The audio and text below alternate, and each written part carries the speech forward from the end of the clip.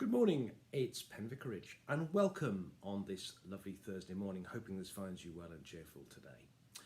Speaking of feeling cheerful, I heard a sound yesterday afternoon which cheered my soul. It was lovely to hear our bells ringing again.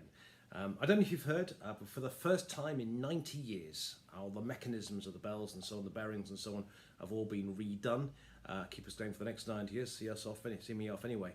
But it was lovely to hear the bells ringing again. We can have 4 at a time, social distance, and they'll be ringing on Sunday morning for the first time in weeks, which is lovely. But it was lovely to hear the bells ringing again, and yeah, it cheered me up, which was great.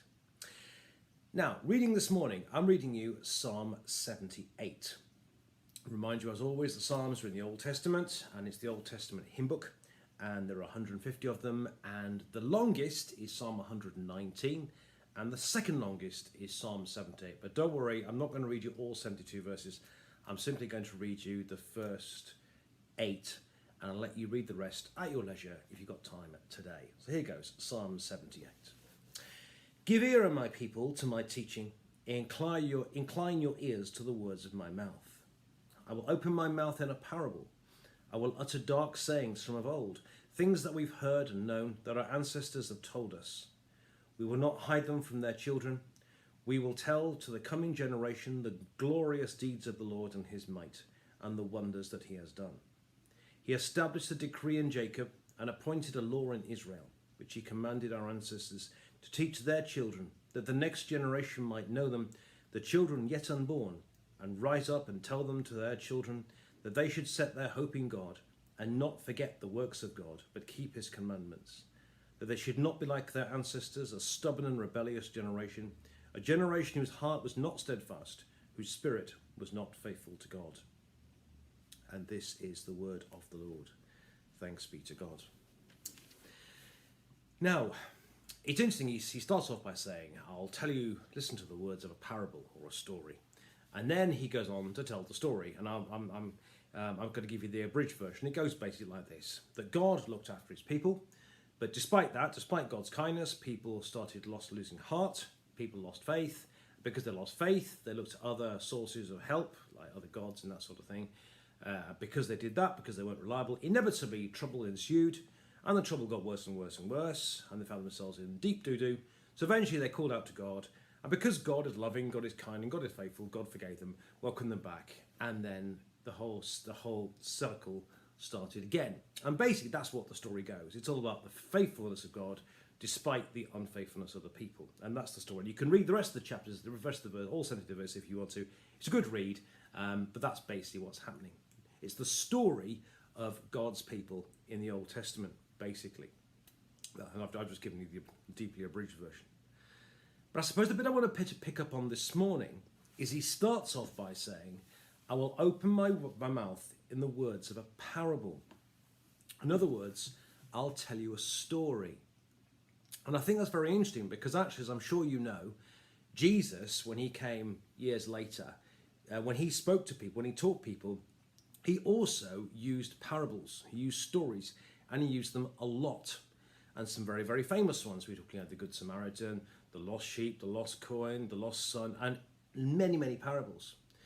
And I suppose the question you might ask is, why did Jesus tell parables? Well, I think what he's realizing there, and it's mentioned this in the psalm this morning, is the importance of passing on the story about the goodness of God, to passing it on, what we've heard, and passing it on to the next generation. And by telling stories, by telling parables, is much the best way of doing that. And I'll give you 3 or 4 reasons why. Firstly, one of the great things about a parable is that anyone can understand them. I do a school assembly every week, not in normal times, and usually what I do is I tell the children a story, a parable from the Old Testament, and the stories can be told at any age, from the infants to the juniors and seniors, whatever they were. Stories can be understood by anyone, be it child, adult, and the children and people can get hold of the story. So the first great thing about a story is that everyone can understand it. Secondly, a story is much more interesting. Who would rather read a theological treatise on reconciliation, or would you read the story of the prodigal son? I mean, let's be honest with you. A story is much more interesting. it's much more gripping and that sort of thing. If I'm going on a long journey down somewhere, I'll often listen to a story tape in the car, or a story in the car that keeps me awake, because it's much more interesting. So, great thing about a parable, firstly, they're easier to understand. Secondly, frankly, they're much more interesting. The third thing a story does is it stimulates the imagination. It gets you thinking. If you got into a discussion group and you told a story, you can stimulate the imagination. You can let your imagination run riot on it. And you can have people from very, very different backgrounds all see a story in a very, very different way. Somebody once said to me once, if you're going to read the Bible, read it with people who aren't like you, because you'll look at a story from a completely different point of view. So stories and parables also stimulate the imagination. And fourthly, frankly, a story is really memorable. If you hear a story like the Prodigal Son or the Good Samaritan, these stories stick in the head.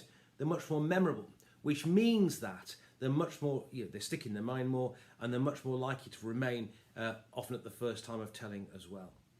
So for all sorts of reasons, because they're easier to understand, because they're much more interesting, because they stimulate the imagination, and because they're more memorable, and many, many other reasons, Jesus used parables, stories, to talk about God, to talk about the kingdom of God, and to talk about the things of God.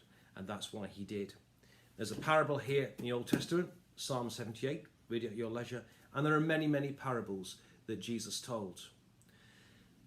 But I suppose I want to say, this is not just a pretty thing this morning about the importance of what lovely stories can be, and they are good.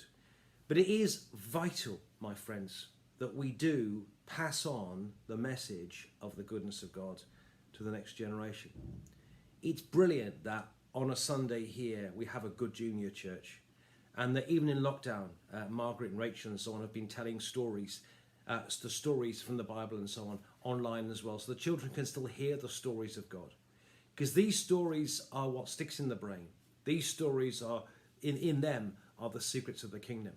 And it's absolutely vital, my friends, that as we've received the message from the previous generation, that we pass it on to the next generation, so that they too can know just how good God is, just how special God is, just how loving God is.